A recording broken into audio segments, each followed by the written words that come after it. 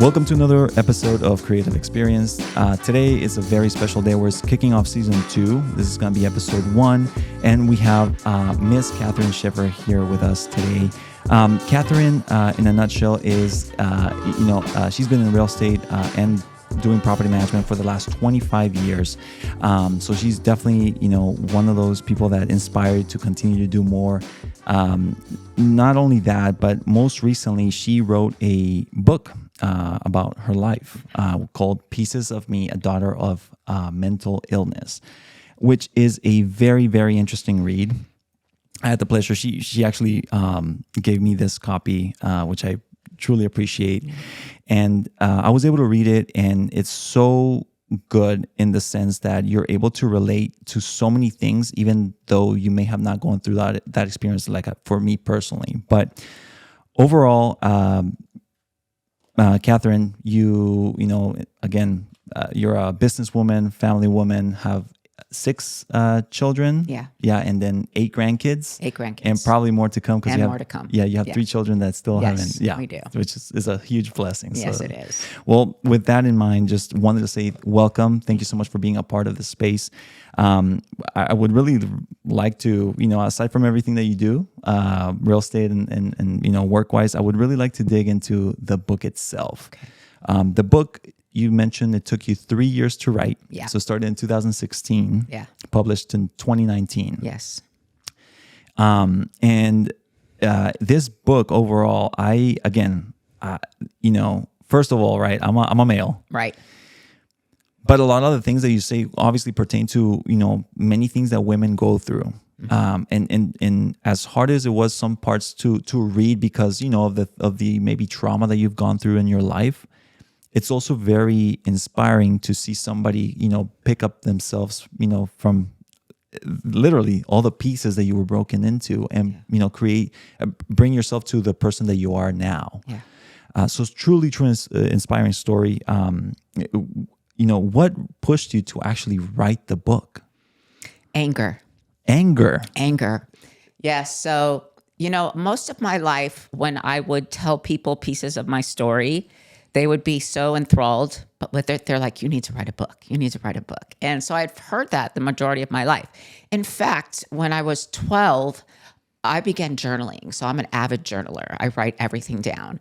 And so I actually started I'm going to write a book about my life, and unfortunately it had some of the bad, those pieces that we'll probably talk about later in it that were about the people that were hurting me.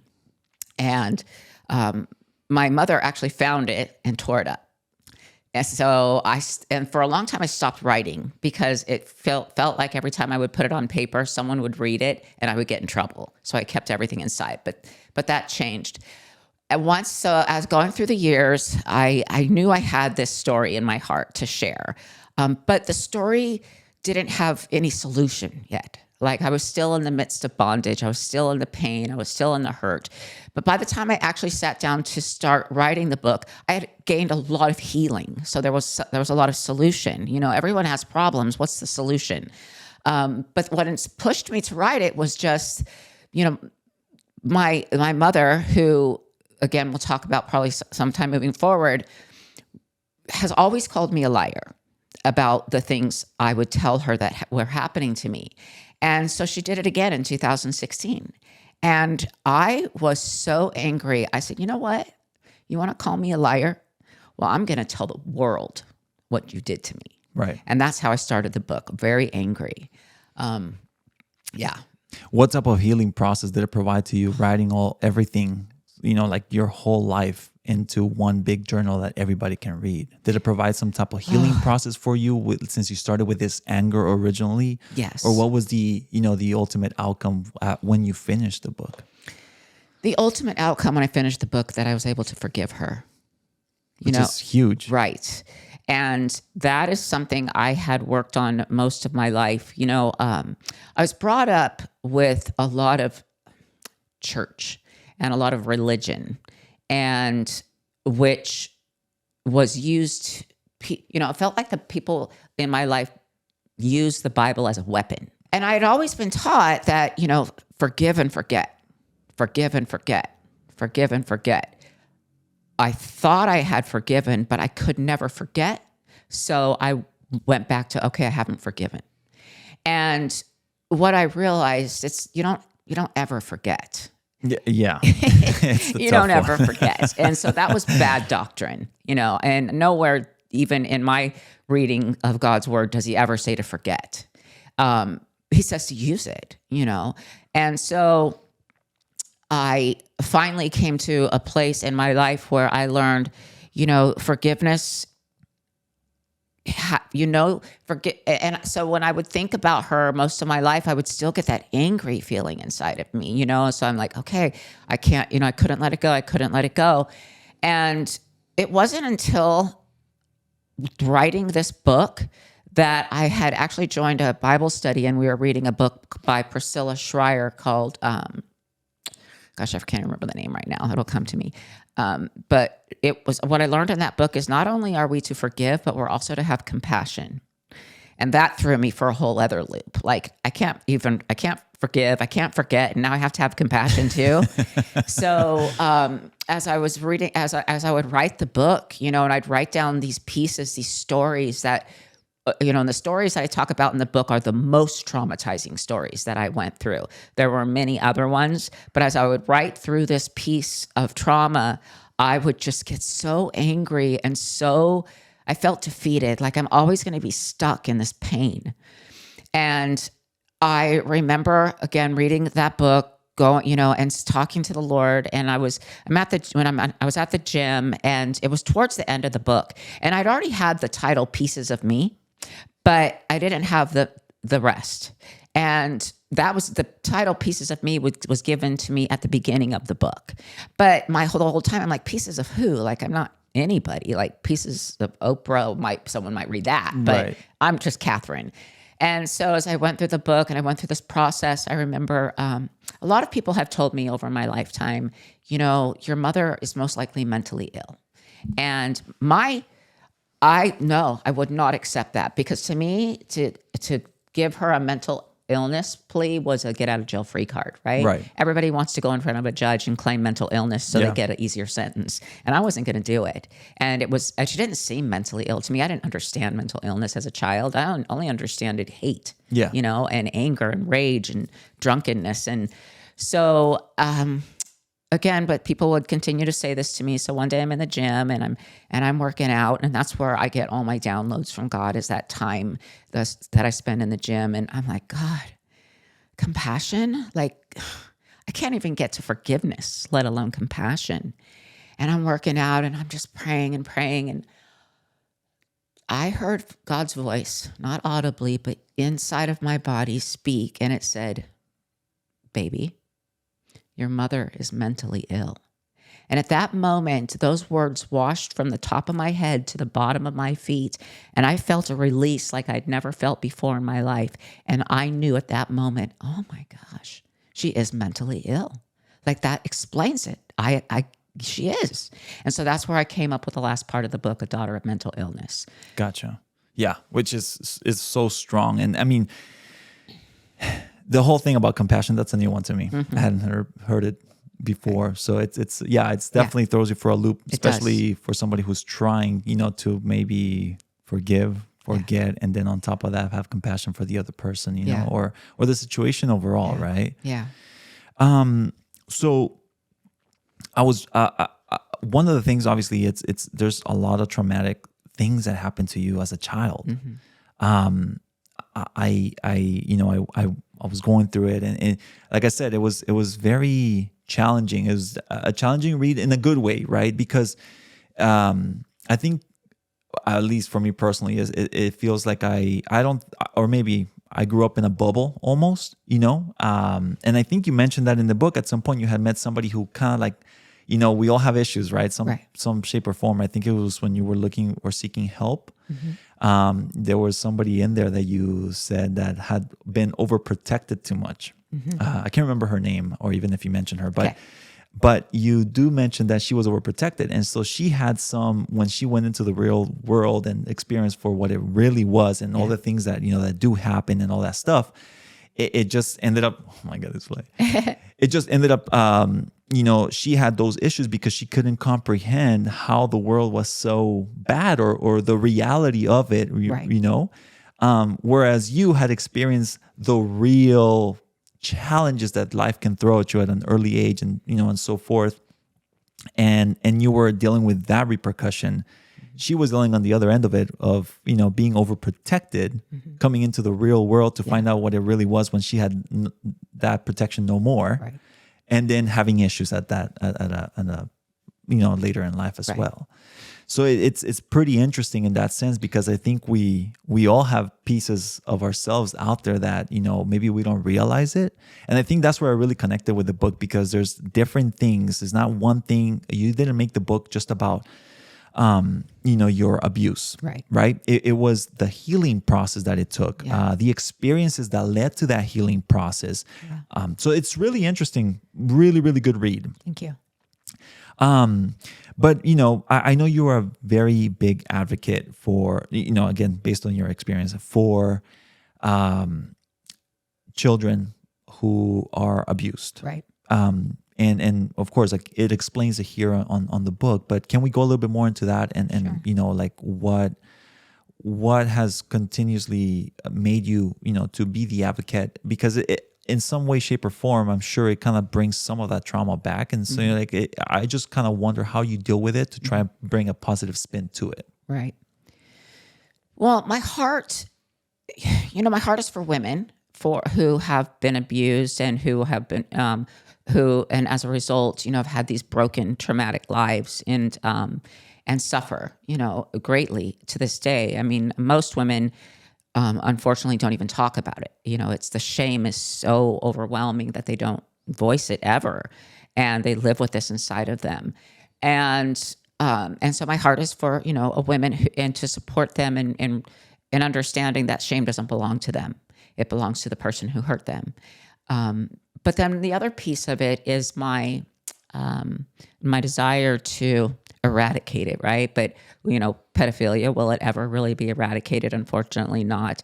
But if I feel that if we can, so when I was in school, in junior high, and when I was in elementary school, I thought, this is normal, right? I'm 5, 6. I didn't understand what was happening to me, wasn't happening to my neighbor. And so I didn't have a lot of shame around it, probably until I was in junior high. And then I began to understand that my home was different. The things that were happening in my home weren't happening in other homes. And dads weren't doing the same things to their daughters that mine was doing to me. And so, but again, I was in junior high in the 70s. Yeah. And it was a whole different era. It was a whole different time. And and I think the rule of thumb for my home anyways, and maybe for a lot of other homes, is what happens in the home stays in the home. We don't talk about our family outside of these walls. And so that's how it was. But again, the shame was setting in around high school. No one ever talked about it. Conversations weren't being had around it. And I wasn't the kind of kid who was afraid to talk. So I told people when I was 5, but it did to no avail. My mother walked in on it when I was 7, and that didn't change anything. Really? Right. I started writing a book about it when I was 12, and she tore it up in front of my face and told me that I must enjoy it now, because I didn't tell her, but telling her didn't do anything. Right. It didn't do anything. So why would I tell her anymore? But I feel like if someone in my junior high school would have come to me and if I had heard something that would have initiated a conversation, I would have had a conversation about it. Like I just needed to know it wasn't my fault. I needed to know that I wasn't in the wrong. I needed to know because I was afraid it was me all this while. I blamed myself. Should I be doing something different? And so my heart today is to get children, middle school, elementary, to start having these conversations at early ages.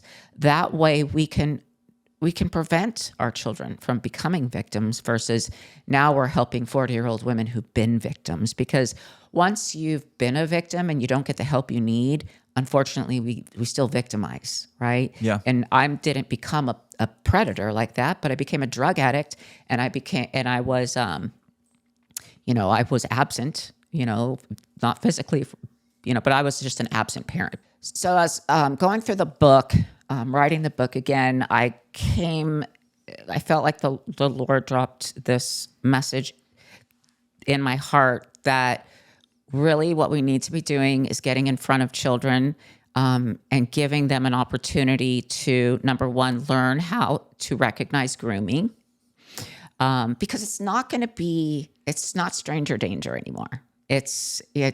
One in 5 girls are sexually abused by somebody they know and the family trusts. Somebody close or in the family, Yes, correct? somebody close or in the family, babysitters, neighbors. It's someone they know, and it's 1 in 7 boys. So the statistics are not good, Yeah, right? they're high. Yeah, they're very high. So if we could get a message out to, elementary about, what to look for, good touch versus bad touch, just give them the tools that they need to be able to protect themselves or tell someone if something begins to happen. So that became my mission, is to figure out how we can get a curriculum into schools that would support this kind of teaching. Right. And that's when I started One Voice, One Mission. And that, and the goal of that nonprofit is to get curriculum into the hands of parents or teachers and help and start teaching our children, how to protect themselves.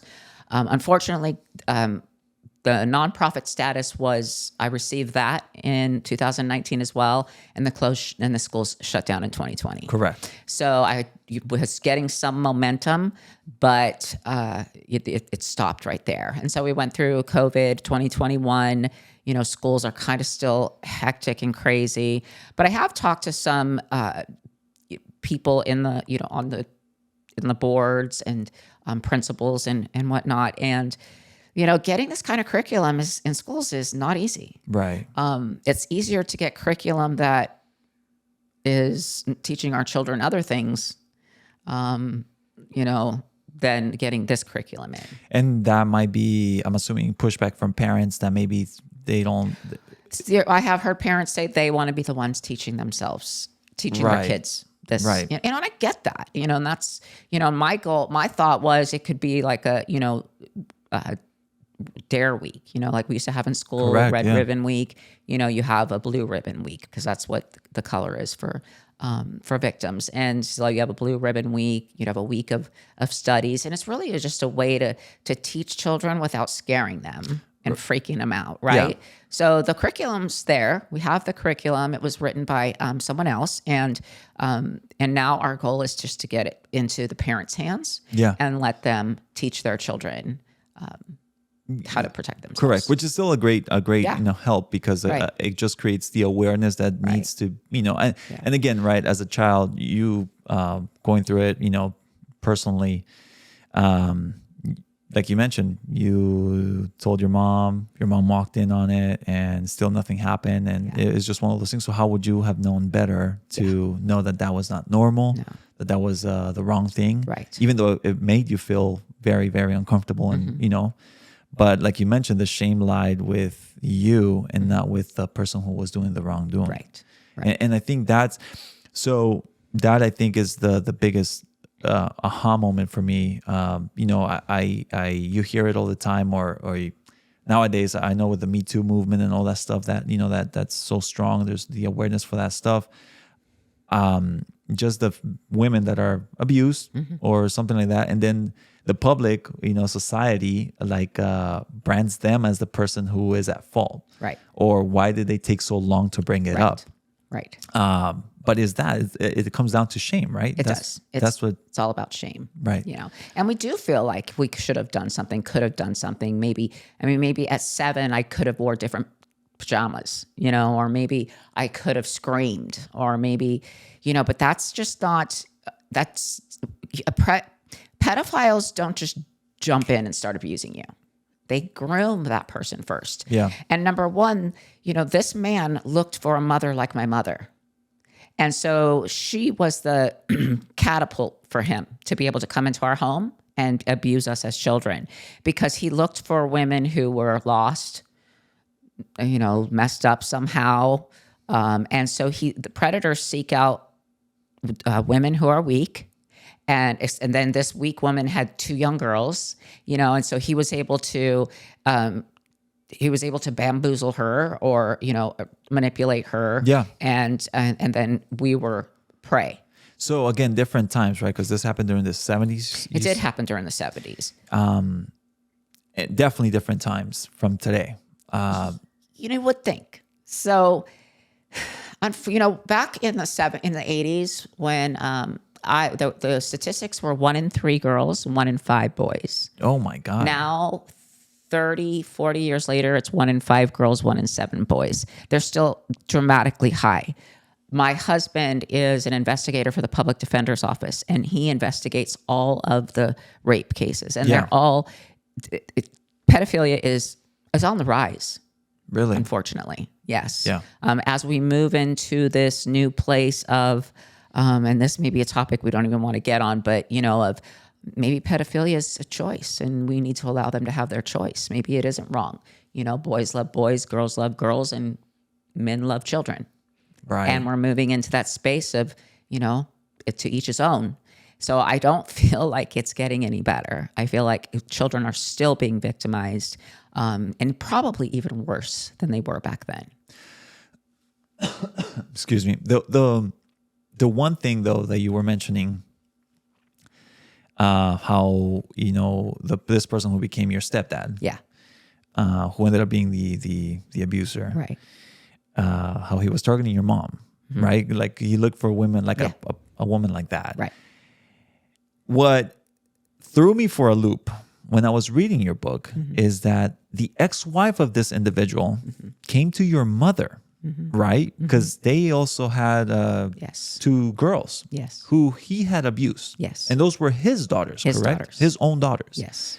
And he came to your mother, explained the situation, told them what had happened, Yeah. and your mom still decided to Date with him. stay with him. Yes. And that was I didn't find that out until I was researching for the book. So that was another, that I had to put the book down. How did you did you ask your mom? I reached out. So my stepdad has a son who is in a Texas prison. So I reached out to him to see because he spent a lot of time with us as children. He would come out and visit. And so I reached out to him to ask him questions about the book and see what his memories were. And that he told me that story. And it was very hard. Very hard. So that was one of the 6 months I put it down because I was ready to go out there and start banging heads. Right. Like, how could you possibly have not taken that into consideration? Even if you, it probably didn't happen, but gosh, maybe it did. And so I'm going to I'm not going to date this guy anymore. Even the hint of, so it was hard. It was hard. Yeah. Yeah. I read that and it was shocking. Yeah. I can only imagine how you took it when you found out. Yeah, it was hard.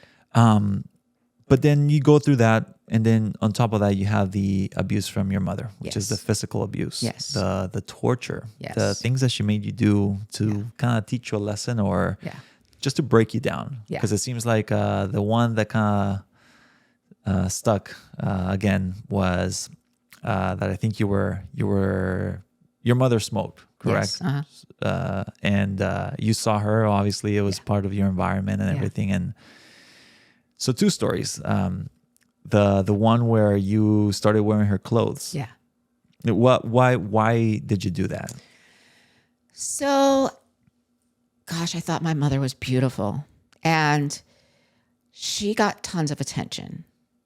And so I equated beauty with love. If I could be more beautiful, then people would love me. And what that looked like is me wearing the right clothes, wearing makeup, and doing my hair the right way. Look.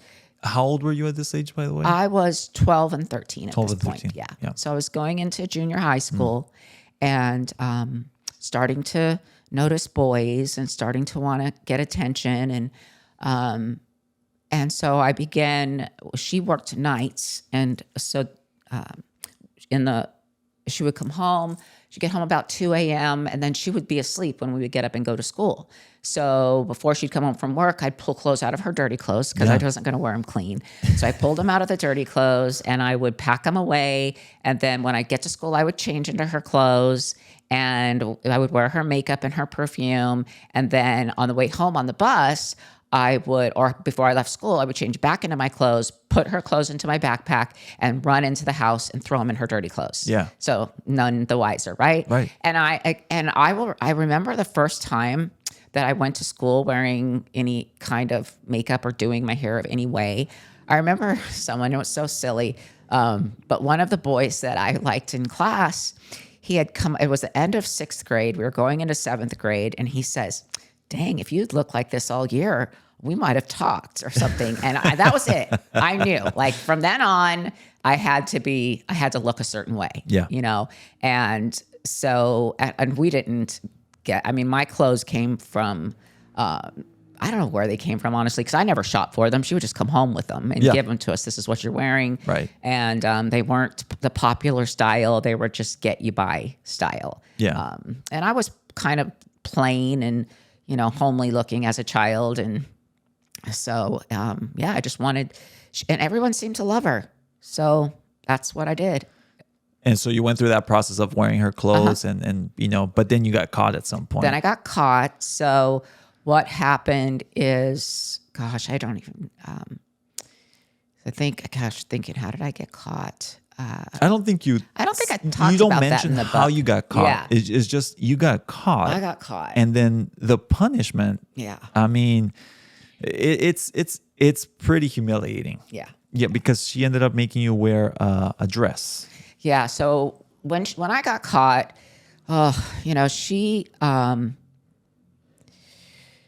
she ended up, so that night when she came home from work, her regular routine was to get off. She worked at Western Electric. She made dial phones. Yeah, so she made the rotary phones in Western Electric. So she worked nights and she would come home with a bottle of Black Tower wine. And either she would start at the bar or start somewhere else, but she would come home and finish off there. And her thing was to drag us out of bed and just berate us for anything that was amiss, had happened that day. So I remember her coming home, dragging me out of bed by my hair. I mean, literally grabbed me by my hair while I was in the bed, pull me off, my body hit the floor, and I'm being dragged into the living room. And that was, I used to be able to pull my hair out with clumps, the next day after one of her rages. And oh my gosh, I remember her just, you're wearing my clothes, you're trying to be me, and I hate you. Why don't you just try to be yourself? And you're a liar, and you're just all these awful things. And my first instinct was to always lie, because it didn't matter if I lied or told the truth. I was going to get my ass kicked anyway. So so I always started off with a lie, hoping I could get away with it. I'm like, no, I'm not doing it. Well, that just didn't fly. And so what she did is she took all the clothes I did own and all my makeup, because she was we were not allowed to wear makeup. That was just a no. We weren't, nothing like that, even 12, 13, 14 years old. But she had given in to some lip gloss and some mascara. So I did have, she took everything and threw it into a pile in the back to be burned the next day. Wow. That night I had super long blonde hair, and she put a bowl on my head and she cut my hair off to the bowl. I had a black eye, I had a bloody nose. The beatings were just atrocious. The verbal assaults were just beyond anything comprehensible that a mother could say to their daughter. And then the next morning, so we'd been up all night going through this. And the next morning she took a dress that I had wore, I don't know, it was 3 or 4 sizes too small for me. Yeah, it was a hand-me-down to your sister, It was a hand-me-down to my sister. So she took that dress and she made me wear it. And the sleeves were to go down to, the sleeves went up to my elbows, but they were long sleeves. I mean, that's how tight this dress was. And then she said, here, and you can wear these slippers, you can wear this dress, and you're getting on the bus to go to school this morning. And I was begging her, please. She goes, if you want to be pretty, I'll show you pretty. And so she just wanted to humiliate me. That was Right. her. That was the whole thing. I felt hated by her. And so I was a runner. And by then, if she would have let me go out to that bus stop by myself, I'd have been down the street running. Right. And so she stood with me at the bus stop with all the other kids. Remember, my hair is cut completely, Right. past up to my ears. And she made me get on that bus. Which again, right? The humiliation, the everything, the cutting of the hair though. Yeah. She cut your hair because she wasn't breaking you down. You weren't crying. You weren't doing anything. I never did. Right. And Yeah. that's kind of like like she wanted to see you cry. She did. wanted to break you down. And that's, I reading the book, I remember that part. And it's like, yeah, she cut my hair just to make, to break me to that point where I'm crying. Right. Right. Yeah. Cause I wouldn't, like, her thing was to, get us out of bed at night. And, if there were too many pieces of bread eaten, or she would count the bread, she would count the pickles, she would mark the milk. I mean, we're allotted a certain amount of food. And so, her thing was to, go to berate us at night like that and pull us out of bed. But she would get me into a corner. You're not going to make me cry. I'm going to sit there and I'm going to be stoic. And I became like a wall.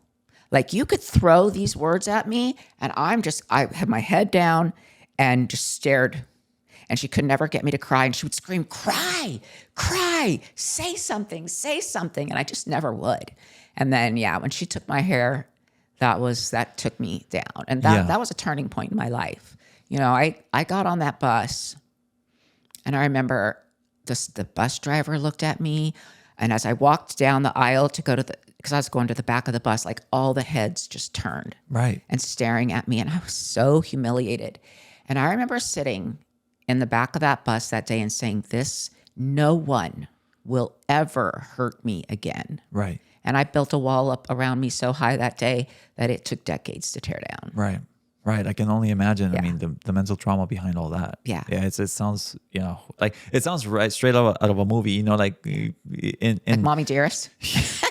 Yeah. No I kidding. know. So all this happened in Louisiana. Yes. Nobody cared or bothered to pick up on all the red flags that were happening back in that time in that area. Nothing. No. So I was born in California. Yeah. And I was here until I was 7. My mom met my stepdad when I was 3. And so what ultimately happened was that the abuse started when I was 3, when they were dating. Yeah. But ultimately he was being chased out of California by his ex-wife because his ex-wife had come, like you said, to my mother, but he was going through a divorce. And so the ultimatum for him was, you get out of California or you go to prison for the rest of your life. And which I don't get that either. Like, why send him somewhere else? Why send him somewhere else to do the same thing over again? But that's what happened. So of course he fled California and he took my mother with him. And my sister and I were left here with our aunts and uncles and dad. And so, what was the question? No, and so just it was just shoot, I forgot my question too. Oh, why didn't other people? How come nobody picked it up? Yeah. So when I was 5, I told my grandma Robbins, because that's who I was living with at the time, and I told my nanny, who was my Aunt Susan, but we called her Nanny. And so they both went to my mother and they're like, what the? And so she flew out here and I was 5 and I was at my nanny's house.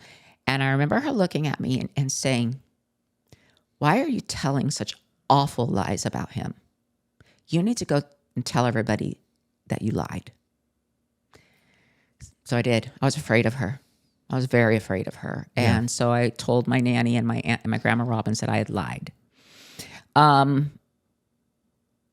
grandma Robbins believed me and she stood up for me and she said, you will never, ever over my dead body go back to that house and be with them.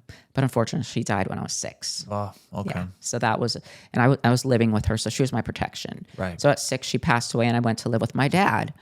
And Dad was a raging drug addict, just in his disease and caught up. And so when we were 7, we used to fly out there in the summer to visit. And that last time we flew out at 7, she decided not to send us back, to keep us. And she made us call our dad, I'll never forget, in front of a 7-Eleven on a payphone. We called him and said we didn't want to come home and we wanted to go home so bad. But again, we were afraid of her. Right. And so we never went back to California. Now, my father, had he been any kind of father, other than a drug addict, he probably would have done something because he knew. Yeah. And then, my mother had 6 sisters who all lived out here and had families of their own. And he actually abused 2 of them. One of them when she came out to visit us. Oh my God. Yeah. So the whole family knew. And then, and I'll answer your question in a second. And then so once my other aunt came out when she was 15 and he abused her, she went home and said, he abused me. Yeah. And the whole family was in an uproar. Okay. Right. And they're like telling my mom, you have to get out of Louisiana. You have to get those girls out of there. And if you don't, we're going to do this and that. And so she left Louisiana and brought us to California. We were here for several weeks. And then I remember just going back and she married him. And I don't remember the circumstances around it, except for that if you ask her, she will tell you it was our idea to go back. And I can see, and I'm trying to look back. I've tried to look back and go, how could she have perceived that? But I do remember all of my aunts sitting at the table back in the late 70s, early 80s, and they were all talking about how California was going to experience this awful earthquake and it was going to fall off into the ocean. Gotcha. The big one. I mean, the big one. Yeah. And I cannot tell you the terror that was running through my body at that time and my mind. And so I'm like, I want to go back. I don't want to be in California. I do remember saying that. Yeah. And so she took that as us wanting to be back there with him. Gotcha. And family just let us go. I've had to work through a forgiveness for each one of them and try to, understand, it's not, you can't understand it, because I don't know about you as an aunt or, if I felt that one of my nieces or nephews were being abused, right, I would move heaven and earth to get that person away from them. But they had their life. Everyone was young. My mother was 19 and she was the middle child, right? And so they were like 25 to 12. Yeah, the sisters.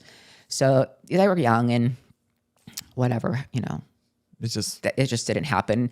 My grandma, I had a grandmother who lived here. I had a grandpa who lived here.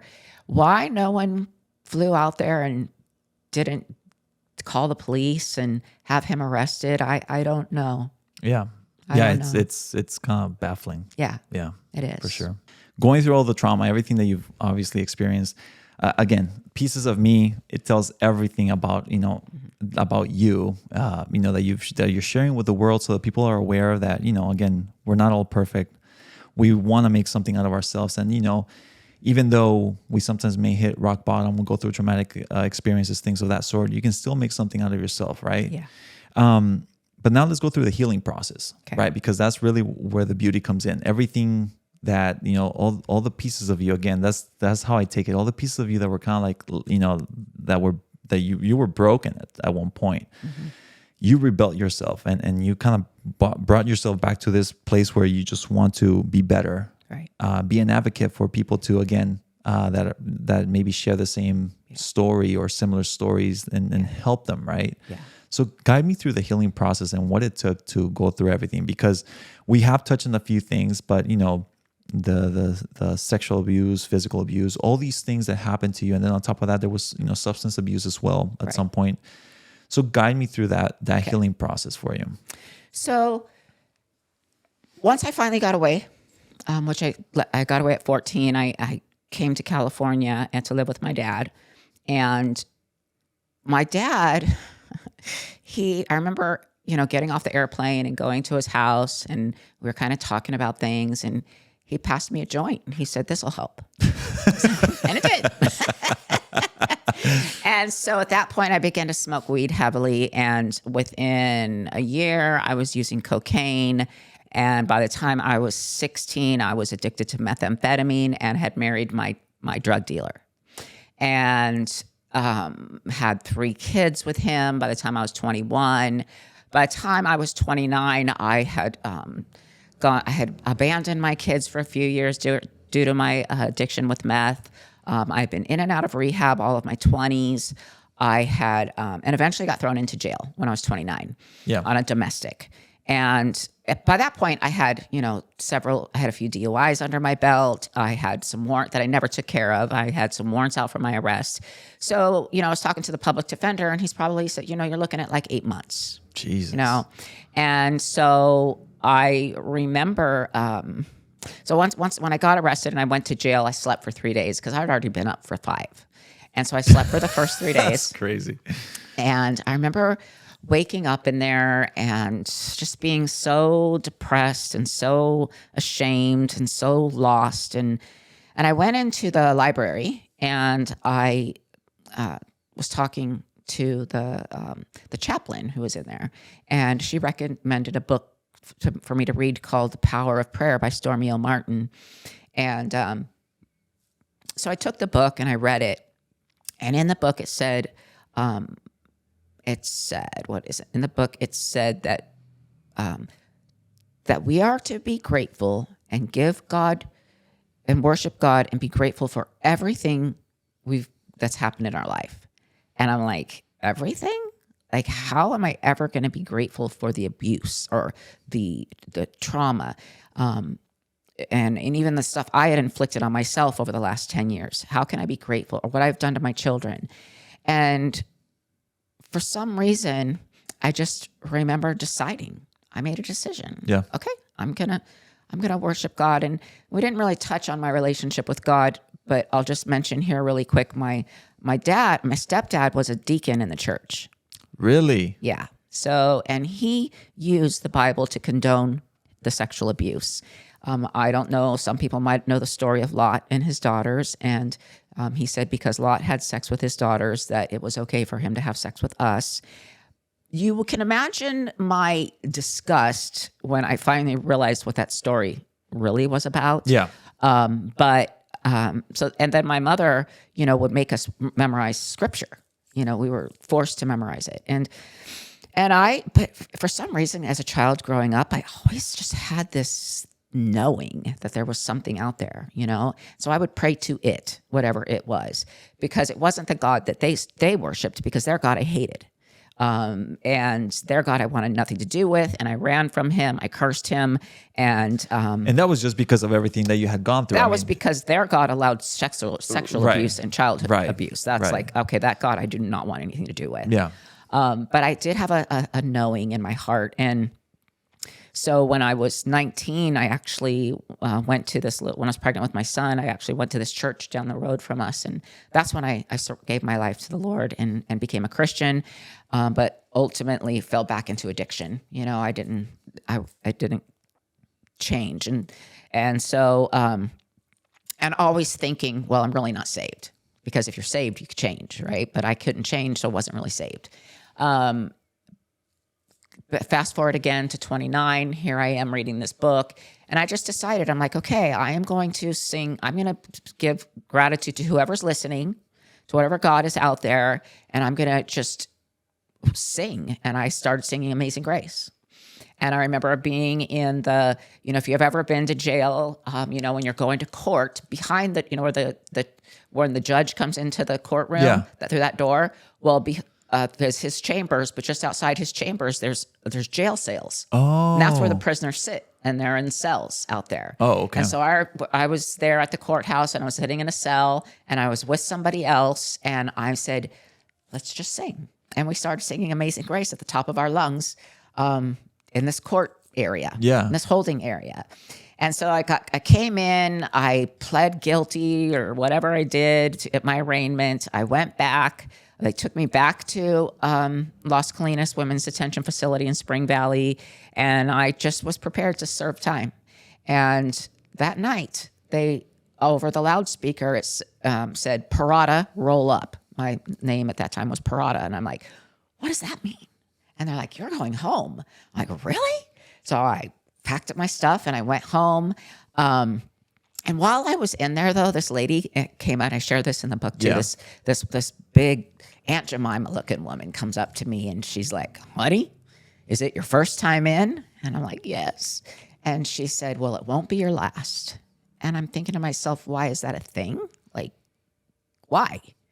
And I knew in my heart at that moment, I'm like, it will be my last. And so I got released. I came home, found out I was pregnant with my 4th child. Wow. And then went through all these these programs that they sent me through, which worked. I got clean. I never touched meth again, and I've been clean for 26 years. Good, yeah. Yeah, and then But also it was your will, because obviously you made the choice of... I made a decision. Right. But looking back, I also didn't realize, well, the reason everyone goes back is because we're on parole. And we don't, if you don't stop using and doing the things you did to go in, you're always going to go back. Right. I quit doing those things. So I didn't go back. So if you're if you get out of jail and you're on parole, the likelihood of you getting in trouble again is great if you continue doing those things. Gotcha. So I know that now, but I didn't go back. I got clean. I was, at this point, I was in another marriage. I had been married for in my second marriage for 20 years, and he was a drinker, and I'm like, I'm gonna drink. How do you live life without some kind of numbing agent? Because I was still sick, And so I continued to drink, although I got a lot better. I was going to counseling. I was going to all kinds of programs. And the people, like my counselors, would say, maybe you should just stop drinking for a while to help sort out this stuff. Yeah. I'm like, never, never will I do this life sober. But after about 10 years of trying to get better, but then also having this area of my life where I was numbing out, at 39, I made a decision that, I'm just going to lay it all down. You didn't think alcohol was a drug? I didn't think alcohol was a problem. Right, at all. I didn't. I wasn't. I got drunk occasionally. Who doesn't? Because it's so accepted in society. Right. It's the norm. I mean, Yeah. I know. I remember it's like people wait to turn 21 to go and, oh, my birthday party is 20. I'm turning 21 today. I'm going to go drink. Right. Right. Legally. Right. Well, you can't go anywhere or do anything these days without alcohol That's being true. involved, Yeah. So there was just no way. And I didn't think I had a problem. And I thought, but here I was at this turning point in my life where I felt the Lord just saying, let's just stop numbing out completely. So at 39, you stopped. So I quit drinking for 15 years, and I went through massive recovery.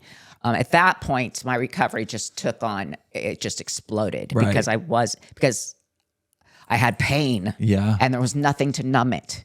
And I needed relief. Yeah. And if you told me if doing these 12 steps is going to give me relief, frickin' I'm doing the 12 steps. If I need to, so everything, you suggested it to me and I did it. I just wanted to be better. You just want, you were at that point in your life where you just were just trying to. And so when I was 14, or maybe 17, when I was 17, I remember, so I lived in Spring Valley, raging meth addict. I already had a couple kids. I was 17, 18 by then. Had a couple kids. And I remember I had been up for like 3 days and I was sitting in my living room on the floor. We had green shag carpet and I'm sitting there and I thought I was dying. My heart was beating out of my chest. Really? Like I thought I was going to die. And I'm like, Lord God, please, please don't let me die. I swear I'll never do it again. I swear I'll never do it again. And I remember feeling again this message in my spirit that said, you're not going to die. And I have big plans for you. And I'm looking around going, who said that? And are you talking to me? Right, because I'm a right. freaking loser. Like, how could you have big plans for me? Did you think maybe it was because you were like in that state of mind? Who knows? Right. But I've never forgotten it. Yeah. Never forgotten it. As I've forgotten a lot of stuff, I just remember him speaking into me saying, I've got a big plan for you. And so, fast forward, to 40 years old, and I've now been in treatment for a couple years, a lot better. I was doing Bible studies. I was doing the Celebrate Recovery at our church. Yeah. I was very involved in ministry, and and I wish that I could look at one thing that saved me. And there is one thing, that's, Jesus. It was my inherent belief that there was something out there, and I was bound and determined to figure out who it was, what it was. Maybe it was a lie. Maybe it was all in my head, but I was going to figure it out. And I was going to also figure out, who the God was that they were worshiping. Like, what God were you worshiping? Because I want to make sure I'm never worshiping that God. So, there were so many pieces of my life that just came together at the right moment, just deciding not to drink anymore, deciding to go into the recovery process and just start taking out the pieces of me that were broken. I was super shy. I was super, I felt like, I call a misfit toy, the Island of Misfit Toys, that cartoon. Yeah. I was a misfit toy. I never fit in anywhere, didn't belong anywhere. And I still feel like that a lot today. Like I just don't fit into this world, but that really was the beginning of the healing. I think was listening to God and laying down all the numbing agents in my life. So seeking that higher faith for you was the one that kind of like led you into this whole recovery process, and it got you through it. Because, and everybody, I think respectfully, everybody can have their own faith. Mm-hmm. Just having a higher power overall, it's such a way to have hope. Yes. I think for anything that you want to do and everything, you have to have some type of spiritual balance, at least in my opinion, right? It definitely helps with what you want to accomplish, what you want to do, any type of recovery, healing, anything like that. It just brings a balance to your life. Yeah. But it's really nice to hear that was yours, and that it led you into this whole path. Yeah. Now, something I think is so cool. I think when I first met you, I was like, no way. The bodybuilding. Okay. Can we talk about that? Because that's so cool, right? Yeah. And it is part of your recovery, or so. Yeah. So tell me more about that. So I'm an avid exerciser, and I've said it to you, I'm super extra with everything I do. I have an ambition instinct that is way, way out there. And I've worked out since I was 25. And even I would leave the gym, I would leave a spin class and smoke a cigarette on my way to the car. It's just, oh my God. But I went to the gym because why? It altered me from the neck up. And my friends, if you're listening to this, anything that alters me from the neck up, I want more of it. Yeah. So I just started exercising, and I've never been heavy, but I always wanted, like, I noticed the women in the gym who had those cut shoulders and the ripped abs. Yeah. And I'm like, God, that's so awesome. I thought it was so beautiful. And so I admired that. And at 42, I got a divorce. I was left my second marriage, and was now sober for a long, 5 years I think I had. And I had been married my whole life. So the last thing I wanted to do was jump into some kind of relationship. So I'm like, what am I going to do? I'm going to line dance, and I'm going to bodybuild. Okay. And so I found a coach, and I really didn't want to be a competitor. I just wanted to look like I could compete. Yeah. I wanted to take it to the next level. And so I started working with her, and my body started to change, and by March of 2013, she's like, you sure you don't want to do a show? And I'm like, oh my gosh, a bikini and high heels on a stage? Right. Like, that's just not me. But as I started seeing my physique change and the muscles that, I had a bunch of mommy muscle. I was doing body pump classes in the gym. I wasn't a weightlifter. I was not out on the floor lifting weights with the guys. But you were fit, right? But I was fit. It was a different type of fit. Yeah, it was different. And but as the fat began to melt away and I began to see the muscles appear, I was like, maybe I could do a show. So she convinced me, and in May of 2013, I did my first bodybuilding competition in Venice Beach. How cool. Again, I was 43, 43, something like that. And I was competing against 30-year-olds and I won first place. No way. That's Yeah. so crazy though, right? I mean, Yeah. Talk about high. Like that was a high that, again, I started to chase. I'm like, oh my gosh, I love this. and this was your first show. This was my first show. So I mean, on the first show, you placed My first first place. show, I placed first. That's pretty I know. incredible. It was incredible. Yeah. Yeah. So I mean, obviously shocked. it was a big high for you, and it just continued to push you to do more, right? It did. So how long did you continue doing the bodybuilding part? So my last show was last year at 54. It's crazy. Yeah, and I won first place at that show. Congrats again. That's awesome. Yeah. And I've done many shows over the last 10 years. I've done NPC. Well, the best I've been able to do there is second place, which is awesome. Yeah, still, Yeah, and it's hard to do first place in those shows, really hard. But yeah, it keeps me accountable. So I'm the kind of person who loves accountability. And I like goals. And I like to, and then I feel safe. And then I feel like centered when I have a goal and I have accountability. And then I'm like, this is where I'm going. And I'm very good at being in that space. I'm good with coaches. I'm good with mentors. I'm a good listener, and I just want to learn more. So yeah, I don't know if I'll do another show. I'm 55 now and it's a lot of work. It's a lot. And I have other areas of my life that I really want to focus on. Yeah. So who knows? I did get, I'm a licensed ISA certified instructor, personal trainer. I'm a nutritionist. I'm a double certified life coach. So I do have a huge love and passion for health and wellness. Yeah. I think it is part of what kept me sane all those years. I didn't realize it, but that release in the spin classes was taking the toxic energy out of my body. Yeah. A lot of us hold that pain inside of our bodies. And I know many people today who never did anything. They just held the pain in and they're very sick.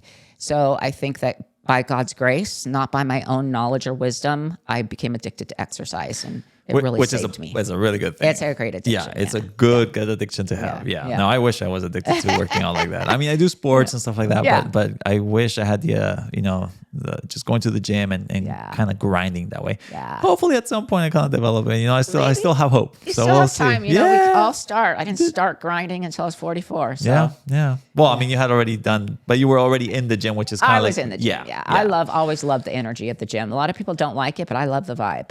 It just gives me energy, and I like meeting new friends.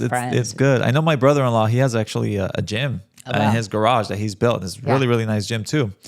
I'll probably hit him up and ask him to let me join for free. Yeah. Great. So it's super impressive. I honestly, to me, is like so cool that you got to all these things. You found bodybuilding and you did it, and you won too. Like you placed, right? Which is super. It shows like you were mentioning, the accountability, all the process, the goals that you had that you were able to actually achieve. Yeah. Which was huge for my confidence. I am, up until then, I had started a company, but there was a lot of things I would start and quit. So I didn't have a lot of faith in myself. And so going through this process, sticking to it because I love to eat. I love food. I am a foodie. Yeah. And before then I exercised to eat, and so really being able to take these things out of my diet and get down to the nitty gritty strict. And then getting up on that stage and winning. I have to be honest with you, until I won that show, I thought I was the ugliest thing that ever walked the planet. Really? I thought I was ugly.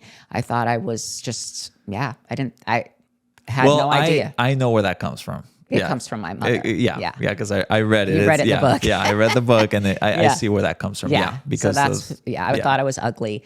And I felt beautiful that day. Well, I'm glad that you did, Thank you. Yeah, no, absolutely. It's great. I mean, it's something I teach my children. I think beauty comes in different shapes, forms, whatever you want to call it. And I think, I always say with my art, videography, beauty is in the eye of the beholder at the end of the day. And you don't have to be beautiful or appealing to everybody. You just have to be, beautiful first to yourself. That's the first, person you have to be accountable and just hold yourself accountable to your beauty so that you can shine the beauty on those who want to receive it or want to see it, And so, plus, then you go into the whole physical and internal beauty that, we all have. It's just really, really, again, but I'm glad that you felt that way. Thank you. It's so cool that not only did you achieve your goals, but it helped you with your confidence, which is tremendous. Yeah. Yeah. And if you don't, the word says to love your neighbor as yourself. If you don't love you can't love anybody. And so I really was able to come to a place where I'm like, dude, I'm freaking cool. Like, I like me. Yeah. And that has grown exponentially over the last 10 years, not in a vain way, but in a way that says, I do have something to offer this world. I'm not a misfit toy. So let me ask you this though, because I'm pretty sure the bodybuilding community, it's pretty tight too, right? Like everybody kind of supports each other and helps each other. How did the people that you were competing the first time, which were in their 30s, because you don't look 50, you're 55. Yeah, you don't look 55 at all. Yeah, thank you. So how did they feel when they learned about your age, that you were, at the time at 44, right? Yeah. And they were 30s. Inspired. I bet. Inspired, and I always too look at women who are 60 and 70 and like, okay, I don't know about the rest of the world, but we have all had this thing like a 50 and it's over, right? It's fat, ugly, broken down, and so I've never wanted to fall into that stereotype. Like I am as old as I want to be. And so age is just a number. And so now when I see 60-year-old, 70-year-old women who are killing it in the gym and who look amazing, I'm like, okay, that's inspiring. It gives me hope. So I think I inspired them and gave them hope and the fact that I didn't start till I was 44, I mean, a lot of these women have been competing their whole lives. Right. So that was motivating for people. I can only imagine, Yeah. Yeah, absolutely. Yeah. So let's transition to the last thing that I want to touch on is now your career. Okay. So property manager, like I mentioned earlier, and of course, real estate, which is kind of like your bread and butter now. Yes. And you did mention on the whole personal trainer and nutrition. I think you had mentioned to me in off camera that you had tried that. You've done it, right? Mm-hmm. But your main thing now is just helping your clients being able to achieve the American dream, which is ultimately buying a home. Right. Exactly. So talk to me about that process, because this is such a big part of your life, such a big part of the way that you help your clients in the community and place them in the right place, in the right spot, right? Somewhere where they can build a family, or maybe they're recently married and they want to start a family, like all these things, right? So tell me more about your job and what you do and how you put your own spin, your own Catherine spin into this whole thing. Well, my branding is Your Ripped Realtor. I know I why. have it in my car. So that's kind of how I put a spin on it. Hard work equals strong results, and I work just as hard for my clients as I do for myself. And I work hard on myself, body, mind, and soul, so I can be 100. And I give myself 110% so I can give someone else 100%, And so it really just all goes hand in hand. I started a property management company in 2005 here in the Valley, and I ran that for 15 years. And a couple of years ago, I just felt things changing in my spirit with it. And so I felt the Lord just telling me it's time to, move on. And so I sold after a year of going back and forth with God over this, and my husband, my husband and I he finally came on board. Okay, that's time to sell it. And so we sold it. And then I did go into the space of, okay, now what do I want to do when I grow up? And I want to always serve people. So I feel like I have a servant's heart. I want to serve. And that doesn't mean I always feel like I have a servant. I mean, most times. Sometimes I get selfish and I want to leave me alone. But I want to serve people any way I can. And I felt that was the direction that I was being led. And so I went and got all these certifications. And I do it. And actually, I talked to somebody yesterday on the phone who I'll probably be training. But I did that for about a year. And I'm like, this isn't it. And so, I'm like, okay, God, where do you want me? And real estate I've been a realtor since 2023 or not 2003. I sold houses here and there as they fell into my lap with landlords and tenants. But in last year, like, you know what? I really think that my focus I felt like him saying, let's focus on real estate right now. And it just kind of started falling in my lap. People would come to me, and I had a friend who was selling. So I talked to him about it, and And since the beginning of the year, that's been my main focus. So I am working with buyers, I'm working with sellers, and I work every day. And honestly, for me, real estate is a career that, number one, I'm working with you with the top 5 most exciting things you'll ever do in your life. Right. Get married, have children, buy a house, get a car, your dream car, and have a career, right? So that is exciting right there. I love looking at houses. So I love going out and looking at houses. So I love showing houses. And there's just everything about the process. It just fits my style. Yeah. And so that's where I'm at right now. I also have a desire to speak.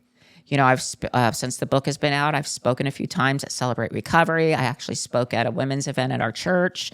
And,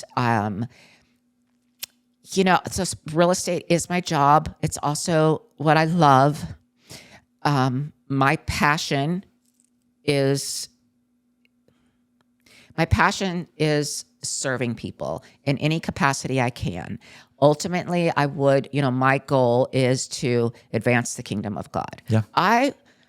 So I want people to understand. So I found another God, obviously, right? And I think baby boomers back in the 50s, 30s, 20s, religion was so awful. And it was just so restrictive, and it was bondage. Like to follow God was bondage, right? And that's not what it is. So I have found Jesus, and Jesus is God, and he represents God's heart, and Jesus is love. He is servanthood. He is kindness. He is all forgiving. He is just one of the most amazing man gods, that I've ever experienced in my life, his ability to love. And so I want to share that love with people. I want people who are wrapped up in this, who run from church and who run from God because they were beaten up by it, to come to a place where they meet the real Jesus. Like, this is who he really is. And he doesn't care if I'm smoking, drinking, having sex outside of marriage. He doesn't care if I'm gay, straight. He doesn't care what I'm doing. He wants me to come to him. And, do those things cause pain in our lives? Yeah. There's consequences for having, for being a drug addict. I went to jail, drinking while I was driving. I had DUIs, and although there were consequences on this earth as a result of the choices that I made. Correct. But it never separated me from God, never once. And so that honestly is my passion. I wish I could go to Bible college. And right now I'm on a journey through the Bible that God told me. It's been 2 years. Well, it's been a year and a half. And he told me a year and a half ago, he says, I want you to start reading the Bible from Genesis to Revelation. I said, really? Do I have to start in Genesis? Because I've read Genesis like 100 times, and I always quit in Exodus or Leviticus. Right. And he's like, nope, I want you to start in Genesis. And even more, I want you to journal everything you read. Wow. I'm like, okay, so wow, you've got this huge, big thing coming for me. Like, it's always like this big thing. Like, okay, God, you've got this big thing for me. And really so now I'm in Acts, and I have been obedient. I have laid it down at times. I have not done it every day. But man, I have changed, and my who I thought God was has changed. My understanding of biblical principles has changed. So I'm really in this journey right now of just becoming God, all that God wants me to be. Right now, I'm in real estate, and I love it. And I would love to serve, anyone who's looking to buy or sell a home. But I will be bringing Jesus into it. So if you don't like him, probably don't call me. Right. I pray with my clients. I am, I trust, I have faith. Yeah. So, and Eddie, right now in my life, I'm still in that space of what am I going to be when I grow up? And I'm 55 years old, but Moses was 80 before he went and delivered the Jews out of bondage. Right. Abraham was 100 before he had, with Sarah, before they had their first child. Yeah. So age is just a number. It doesn't matter where you're at. Always there's something we can always reinvent ourselves. Yeah. And become something which is new and improved. I can appreciate those words, Yeah. It's so inspiring to hear that coming from you, because you're right, age is just a number, and Yeah. I mean, at the end of the day, we're gonna make of ourselves whatever we really choose to, right? Yeah. I'm glad that you have that journey though, that you're kind of continue to rediscover yourself, Yeah. right? Through these things that like you're mentioning, God is speaking to you and you listen, Yeah. and so you're finding your own way. Yeah. So we'll see, right? Right now it's real estate, you're Yeah. right, but who knows? Maybe there's a higher purpose for you, and this is just, again, maybe it could be a stepping stone or something that prepares you for the next thing that you're going to be doing. And maybe that when God spoke to me when I was 14 years old, sitting on that shag carpet, tweaking out of my mind with my heart racing out of my chest, maybe it has come true. Yeah. Just having the book out there that's my legacy. Right. It's my legacy to my grandchildren, and it's my story. And I send it to the prisons. I don't want to make money off of it. People ask me, how are you doing financially off the book? I have absolutely no idea, honestly, because I give more away than anything. I want people to know there's hope beyond childhood sexual abuse. Yeah. I want people to understand that we are not defined by what has happened to us. It's not about how the journey starts. It's how the journey ends. Correct. And I have control over how the journey ends now, Yeah. not them. And I will never be a victim. Even back then I was refusing to be a victim. And, today I refuse to be a victim. Even if I'm victimized, I'm not going to be a victim because I'm going to find a way not to be. Yeah. And I think the victim mentality, a lot of us sit in that space where it just allows us to be, it allows us to be less than we are supposed to be. God has a plan for all of us that's really big. Yeah. And if we continue to stay victims and if we allow the things that have happened to us to shape who we are, we'll never see who we're really supposed to be. Yeah. No, you're right. Yeah. You're right. Well, thank you so much. If people do want to, purchase the book, where can they find it? Or is it just Amazon. Amazon? It's on Amazon. Pieces of Me, a daughter of mental illness. You can find me on Facebook, Catherine Schiffer, also under Pieces of Me. Instagram, Your Ripped Realtor. Yep.